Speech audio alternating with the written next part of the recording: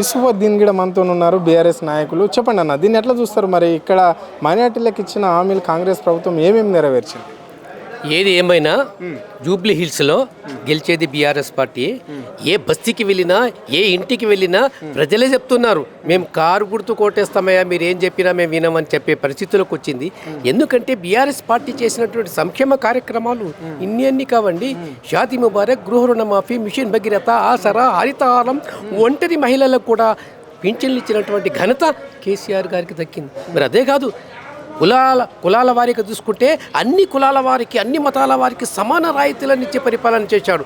ముఖ్యంగా బీసీ కుల సంఘాలకు ఎంతో చేయూతనిచ్చారు.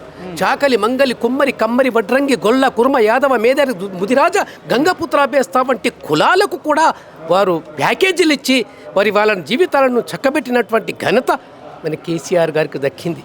ఈనాడు బీసీలందరూ కూడా కేసీఆర్ వైపే ఉన్నారు. మరి అంతేకాకుండా ఈరోజు మనం చూస్తున్నటువంటి పరిస్థితి ఎలా ఉందంటే, ఓడిపోతామన్న భయంతో వాగ్దానాలు చేస్తున్నారు. నెరవేరని వాగ్దానాలు అవి. నెరవేర్చే వాగ్దానాలు ఒక్కటి లేదు. మేము గెలిచిన తర్వాత అది చేస్తాం ఇది చేస్తామంటారు. గెలిచిన తర్వాత ఇప్పుడు రేవంత్ రెడ్డి గారు ఎట్లా ఎల్లెలికలా పడ్డాడు, ఏం చేయలేకపోతున్నాడు. అతను ఏ హామీలు కూడా చేయలేకపోతున్నాడు. 6 గ్యారంటీలు వదిలేసి 420 ప్రామిసులు చేశాడు. అది ఒక్కటన్నా ప్రామిస్ మొదలైందా? అది ప్రజలకు తెలిసిపోయింది.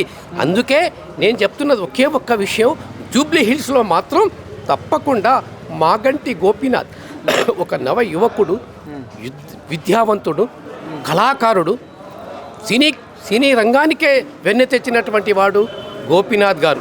వారు చేసిన సేవలు ఎన్నో ఉన్నాయి. ఎందుకంటే నేను గోపీనాథ్ గారితో పాటు 1982 నుండి కలిసి ఉన్నాను కాబట్టి, అలాంటి కార్యక్రమాలు చేస్తున్నారు కాబట్టి తప్పకుండా రేపు జూబ్లీ హిల్స్ ఎన్నికల్లో తప్పకుండా మీరు ఏం చెప్పినా 100 అయినా 106 అయినా గెలిచేది మన సునీత మేడం గారు గెలుస్తారు, తప్పకుండా గెలుస్తారు. అంటే ఇక్కడ మధ్యంతర ఎన్నికలు వస్తే చాలామంది ముఖ్యమంత్రులు కూడా సరే ప్రచారాలు చేసిర్రేమో, కానీ ఇంత గట్టి ప్రచారం చేస్తున్న ఈ ముఖ్యమంత్రిని మీరు ఎట్లా చూస్తారు? ఇన్నిసార్లు ముఖ్యమంత్రి అన్న ఒక మధ్యంతర ఎన్నికల్లో ఇన్నిసార్లు ముఖ్యమంత్రిగా ఉండి బాధ్యత ఉండి ప్రచారం చేశారా? కరెక్ట్, మీరు అన్న మాట వెరీ గుడ్, చాలా మంచి ప్రశ్న అడిగారు మీరు. ఈరోజు సర్వేలన్నీ కూడా ముందు ఏమన్నారంటే కాంగ్రెస్ పార్టీకి మంచి పోతుంది, కాంగ్రెస్ పార్టీ గెలుస్తుందని చెప్పారు, వాళ్ళు చెప్పుకున్నారు. కానీ సర్వేల ప్రకారంగా కాంగ్రెస్ పార్టీ ఇక్కడ ఓడిపోతుంది అనే ఎప్పుడైతే వాక్ వచ్చిందో అప్పుడే రేవంత్ రెడ్డి గారు రంగంలోకి దిగారు. ఆయన రేవంత్ రెడ్డి ఒక్కడే కాదు, మినిస్టర్లు అందరూ ఎంతమంది మినిస్టర్లు ఉన్నారో అంతమంది మినిస్టర్లు కూడా రంగంలోకి దిగారు. ముఖ్యంగా రేవంత్ రెడ్డి గారు కూడా ప్రతి వాడలో ప్రతి బస్తీలో ఉపన్యాసం ఇస్తున్నాడు. ఎందుకు? సర్వేలు చెప్తున్నాయి ఇక్కడ కాంగ్రెస్ పార్టీ ఓడిపోతుంది అనే సర్వేలు చెప్తున్నాయి కాబట్టి వాళ్ళు భయపడి ఎక్కడ ఓడిపోతామో అని అందరూ కూడా ప్రచారాలు చేస్తున్నారు. ఏదైనా తప్పకుండా ఇక్కడ మాత్రం బీఆర్ఎస్ అభ్యర్థి గెలుస్తుంది. కేటీఆర్ గారు చేసిన సంక్షేమ కార్యక్రమాలను చెప్పుకుంటూ పోతే చేతాడంత పొడుగుంటాయి, దినమంతా గడిచిపోతుంది, కానీ ఆ సమస్యలు ఆ సంక్షేమ కార్యక్రమాలు అయిపోవని మనం చేస్తున్నాం. కేసీఆర్ గారి నాయకత్వం ఒక స్వర్ణయుగంలా పనిచేసిందండి. మన తెలంగాణలో తెలంగాణ సాధించిన అతను 4.5 కోట్ల ప్రజల స్వప్నాన్ని సాకారం చేశాడు కేసీఆర్ గారు. మృత్యువును గేలిచేసి మృత్యుంజయుడై తెలంగాణ సాధించిండు ఎవరు? కేసీఆర్ గారు. మరి అంత పెద్ద తెలంగాణను సాధించినటువంటి వాడు ఒక ఉప ఎన్నికల్లో గెలవడం కోసం అదే పెద్ద పనే అది. ఇప్పుడు కేసీఆర్ తలుచుకుంటే ఏమైనా చేయగలడు. కేసీఆర్ గారు తెలంగాణ జాతిపిత కాదు, తెలంగాణ గాంధీగా ఈరోజు ప్రజలందరూ కూడా అనుకుంటారు. ఎందుకంటే తెలంగాణ తెచ్చిండు కాబట్టి. ఇచ్చినాం మేము అంటున్నారు, మేము అడగకుంటే మీరు ఎక్కడిచ్చారు?